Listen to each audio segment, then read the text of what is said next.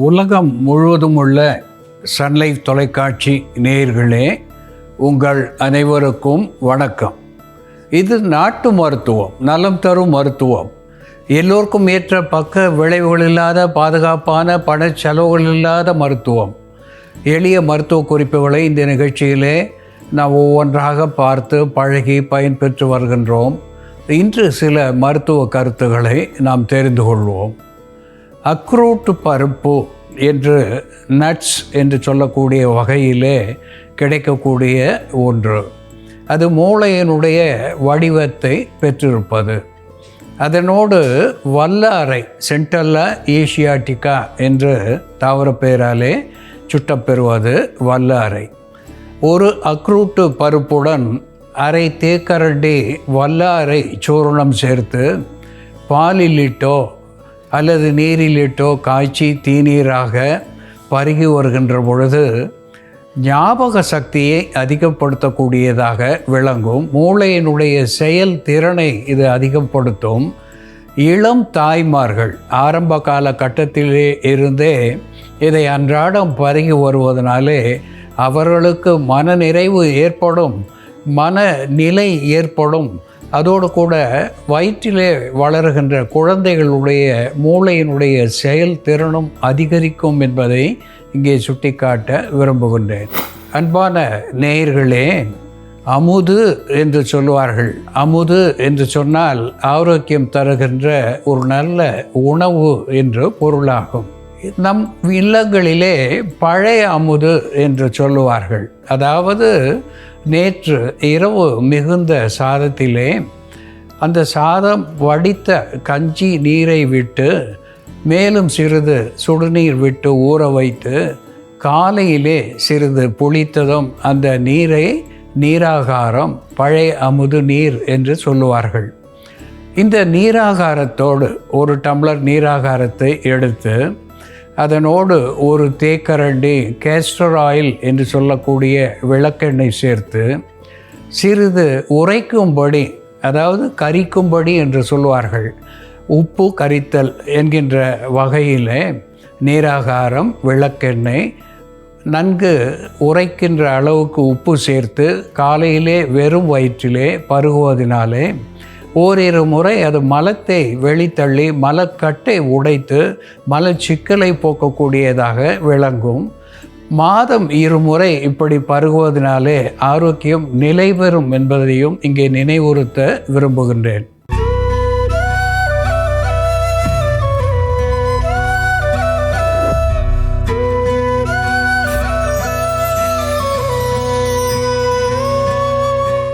அன்பான நேயர்களே, இன்றைய நாகரிக உலகத்திலே அவசரமாக பணிக்கு செல்லுவது, காலம் போதாத நேரம், பற்றாத நேரம் என்கின்ற இரு வகையிலேயும் நம்மை நோய்கள் பற்றுகிறது. குறிப்பாக சிறுநீர் தாரையிலே பல்வேறு சிக்கல்களுக்கு நாம் ஆளாகின்றோம். நீர் பருக வேண்டும் என்பதற்கு கூட நேரமில்லாமல் நாம் அலைவது, பணி செய்வது, இப்படிப்பட்ட நிலையிலே சிறுநீரக பாதிப்புக்கு நாம் உள்ளாகின்றோம். குறிப்பாக கற்கள் அங்கே சேருகின்ற நிலை ஏற்படுகிறது. அதோடு கூட நீர் மாசு படிந்த நிலையிலே பல்வேறு உப்புக்களை அது உடலிலே சேர்த்து சிறுநீரகத்தை பாதித்து சிறுநீரகம் கெடுகின்ற நிலைக்கு கொண்டு போகிறது. இப்படிப்பட்ட நிலையிலே உடலிலே தேங்கி இருக்கின்ற நீரை வெளித்தள்ளவும், சிறுநீரகத்திலே இருக்கின்ற கற்களை கரைத்து வெளித்தள்ளவும், சிறுநீர் தாரையிலே இருக்கின்ற புண்களை ஆற்றவும், பேர்னிங் மிக்சுரேஷன் என்று சொல்லக்கூடிய எரிச்சலுடன் கூடிய சிறுநீரை நிறுத்தவும் ஒரு மருந்தை நாம் இன்று செய்து பார்க்க இருக்கின்றோம். அதற்கு மிக முக்கியமான ஒன்று சிறு நெரிஞ்சில், ட்ரிபுலஸ் டெரஸ்ட்ரிஸ் என்று சொல்லக்கூடிய ஒன்று. இந்த மஞ்சள் நிற பூக்களை பெற்று முட்களை உடைய காய்களை பெற்றிருப்பது சிறு நெரிஞ்சில். இது உடலுக்கு குளிர்ச்சி தரக்கூடிய ஒன்றாக விளங்குகிறது. கல்லீரல், மண்ணீரல் இவைகளுக்கு பலம் தரக்கூடியதாக விளங்குகிறது. ஆன்டிபிலியஸ் என்கின்ற வகையிலே பித்தத்தை வெளித்தள்ளக்கூடிய ஒன்றாக திகழ்கிறது. டயூரிட்டிக் என்கின்ற நிலையிலே சிறுநீரை வெளித்தள்ளக்கூடிய ஒன்றாக, சிக்கல் இல்லாமல் வெளித்தள்ளக்கூடிய ஒன்றாக இந்த சிறுநெறிஞ்சில் விளங்குகிறது. கற்களை கரைக்கக்கூடிய ஆன்டிலித்திக் என்கின்ற பணியையும் இது செய்கிறது. ஹேமச்சூரியா என்று சொல்லக்கூடிய சிறுநீரிலே குருதி கலந்து வருகின்ற நிலை, இதற்கு காரணமாக இருக்கின்ற அஸ்மரி என்று வடமொழியிலே சொல்வார்கள். கற்கள் கரைந்து மணல் போல சிறுநீரோடு கலந்து வருகின்ற பொழுது சிறுநீர் தாரையை கிழித்து புண்ணாக்கி குருதி வருகின்ற நிலை. அப்படிப்பட்ட நிலையிலே இந்த நெரிஞ்சில் ஒரு அற்புதமான மருந்தாகி சிறுநீரகத்துக்கும் பலம் தருகிறது. இதனோடு சிறுகண் பீழை என்று தமிழிலே சொல்லக்கூடிய ஒன்று, ஏர்வா லேனட்டா என்று தாவர பெயராலே சொல்லப்பெறுவது. இங்கே நாம் சிறுகண் பீழையினுடைய சூரணம் நாட்டு மருந்து கடைகளிலே கிடைக்கக்கூடிய ஒன்று, அதை வாங்கி வைத்திருக்கின்றோம். இந்த சிறுகண் பீழையும் சிறுநீரை வெளித்தள்ளக்கூடிய ஒன்றாக விளங்குகிறது. டயூரிட்டிக் என்கின்ற மருத்துவ குணத்தை பெற்றிருக்கிறது. சிறுநெரிஞ்சிலை போலவே கற்களை கரைக்கக்கூடியதாக விளங்குகிறது. இருவித ஈரல்களுக்கும் பலம் தரக்கூடியதாக விளங்குகிறது. இதனோடு மாவிலங்கம், அதனுடைய பட்டைகள், இங்கே இலைகளை நாம் பார்க்கின்றோம், மாவிலங்கம் இலைகளை.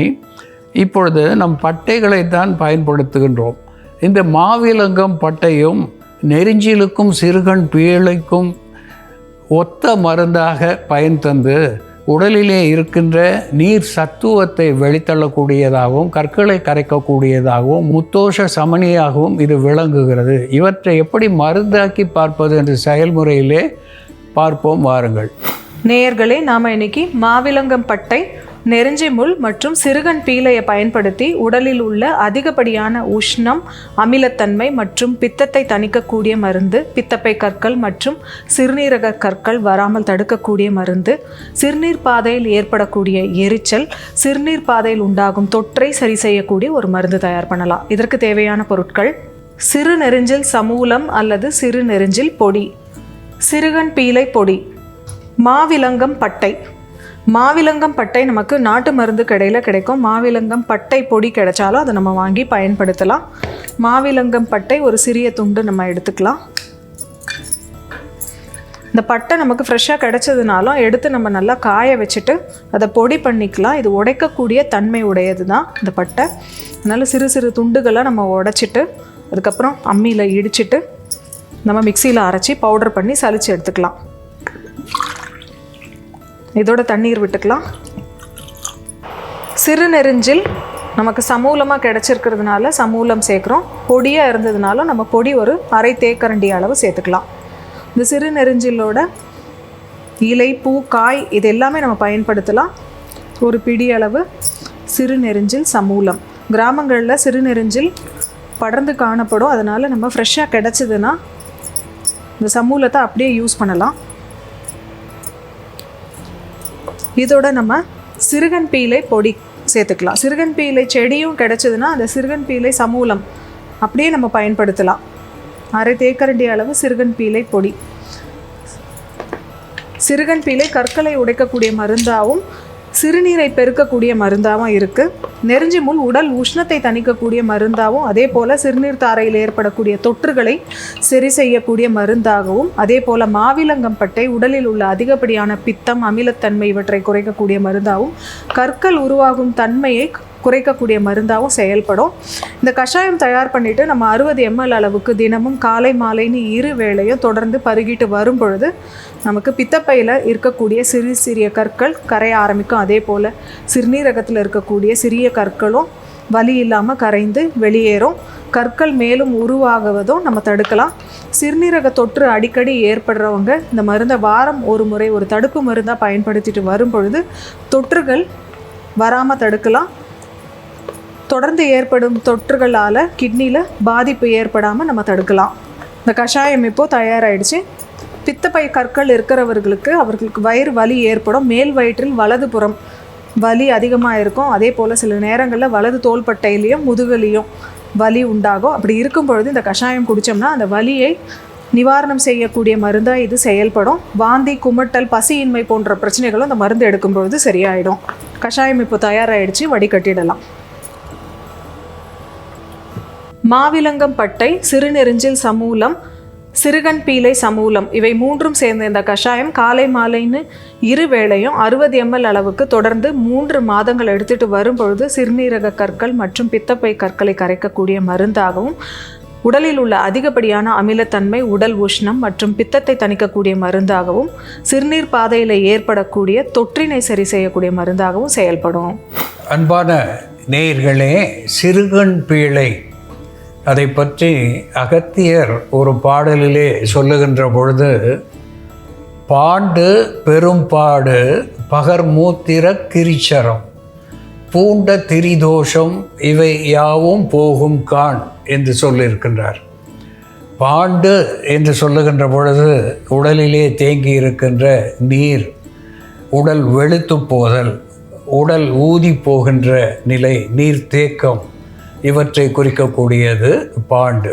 பெரும்பாடு என்று சொல்லுகின்ற பொழுது பெண்களை பெரும்பாடு படுத்துகின்ற அதிகப்படியான குருதி வெளிப்பாடு, இதை மெனோரேஜியா என்று ஆங்கிலத்திலே சொல்லுவார்கள். அதிகமான குருதி வெளிப்பாட்டினாலே அவர்கள் அனீமிக் என்கின்ற நிலைக்கு, இரத்த சோகை நிலைக்கு தள்ளப்படுகிறார்கள்.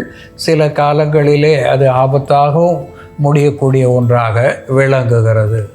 பகர் மூத்திர கிரிச்சரம் என்று சொல்லியிருக்கிறார். மூத்திர கிரிச்சரம் என்று சொல்லுகின்ற பொழுது சிறுநீர் போகின்ற பொழுது எரிச்சல், சூடாக போதல், குருதி கலந்து போதல், வலியுடன் போதல், தடைப்பட்டு போதல், இப்படிப்பட்ட பல்வேறு பிரச்சனைகளை மூத்திர கிரிச்சரம் என்று சொல்வார்கள். இதற்கு காரணம் சிறுநீரக பையிலே சேர்ந்திருக்கின்ற கற்கள் கரைந்து வெளியாவது.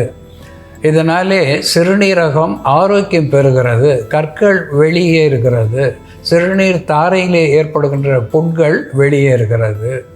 அதோடு கூட திரிதோஷம் என்று சொல்லக்கூடிய வாத, பித்த, சிலேத்தும நோய்கள் அத்துணையும் போக்கக்கூடிய ஒன்றாக இந்த சிறுகன் பீழை விளங்குகிறது. பொதுவாக நம் முன்னோர்கள் பூஜையிலே இந்த மூலிகைகளை புகுத்தி இருப்பார்கள்.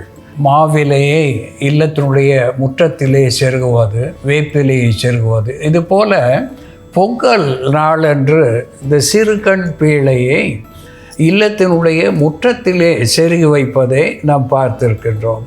இது ஒரு மறந்து போகக்கூடாத ஒன்று என்கின்ற வகையிலே இதை விழாவோடு சேர்த்து பொங்கல் நாளன்று இந்த சிறுகன் பீழையை இல்லத்தினுடைய முற்றத்திலே செருகி வைப்பது வழக்கம். அப்படி இது பல்வேறு நோய்களை போக்கக்கூடியதாக விளங்குகிறது. இதனோடு சிறு நெறிஞ்சில், மாவிலங்கம் இவை 2ம் சேருகின்ற பொழுது ஒத்த மருந்தாகி உடலிலே தேங்கியிருக்கின்ற நீரை வெளித்தள்ளக்கூடிய ஒரு டயூரிட்டிக் என்கின்ற நிலையை தருகிறது.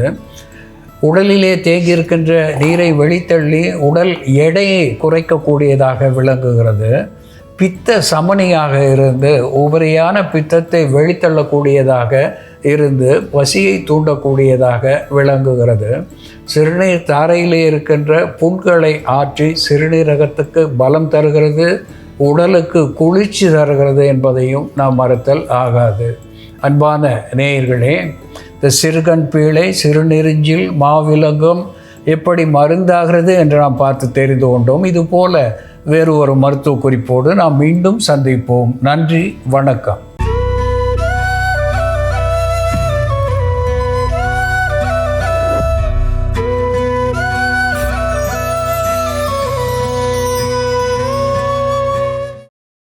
இன்னும் பல வீடியோக்களை காண சன் லைஃப் சேனலை சப்ஸ்கிரைப் பண்ணுங்க.